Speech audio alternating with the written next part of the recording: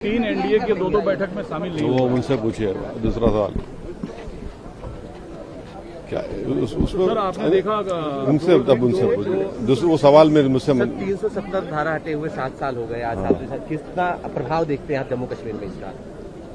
देखिए, आज भी वहां पर खत्लो गारतगिरी हो रही है और मेरा आज भी मानना है कि वो सुप्रीम कोर्ट का फैसला जरूर आया, हम उसकी इज्जत करते हैं। मैं उसको सुप्रीम कोर्ट के फैसले को हम गलत मानते हैं कि वो अनकॉन्स्टिट्यूशनल तरीके से उसको हटाया गया था और अभी तक उसको स्टेट का दर्जा नहीं दिया जा रहा है।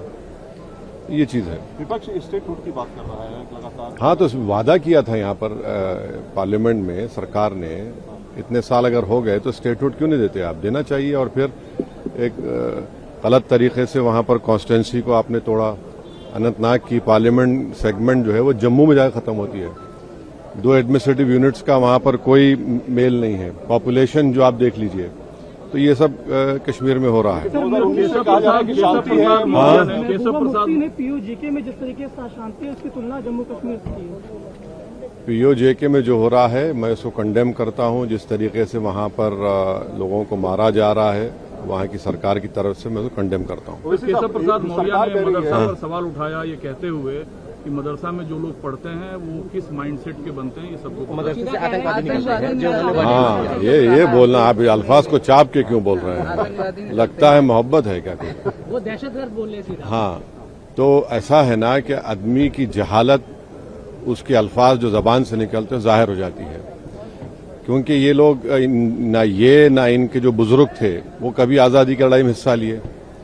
यही मदरसे थे जिन्होंने 1857 की जंग आज़ादी से पहले भी और उस वक्त भी जिहाद का फतवा दिया था। अल्लामा काफी कौन थे? मुरादाबाद के थे, जो फांसी पर चढ़ गए। उन्होंने जिहाद का फतवा दिया और 3 दिन में फांसी की सजा हो गई। पूरे उलमाए कराम को उनको फांसी दे दी गई थी। तो प्रॉब्लम केशव प्रसाद मौर्य की सोच में है, क्योंकि उनकी जो आइडियोलॉजी संघ परिवार से ताल्लुक है। संघ परिवार का तो कोई लोग मरा ही नहीं ना जंग आज़ादी की लड़ाई में। उलमाए कराम अपनी जानों को दिए और इसीलिए उनकी जहालत और उनकी नफरत इस्लाम और मुसलमानों के जिक्के आती है। तो उनको चाहिए कि हिस्ट्री पढ़ें। अगर उनको पढ़ना नहीं आता तो किसी से पढ़वा लें और देख लें, उनको समझ में आ जाएगा। और मैं कंडेम करता हूं, मदरसों से दुश्मनी क्यों है आपको? आर्टिकल 25, आर्टिकल 26, आर्टिकल 29, आर्टिकल 14 क्या कहता है? तो ये बात कर रहे हैं तवज्जो हटाने के लिए। राम मंदिर से चोरी जो हुई है, इसीलिए तवज्जो हटाने के लिए इस तरह की बकवास शनाब बक रहे हैं। गिरिराज सिंह ने आज कहा है कि महबूबा मुफ्ती आतंकी हैं। उन्होंने कहा, अरे भाई, आप ही तो अलायंस किए थे उनके साथ, बैठ के आपने ढोकला खाया था उनके साथ, वो क्या था फिर?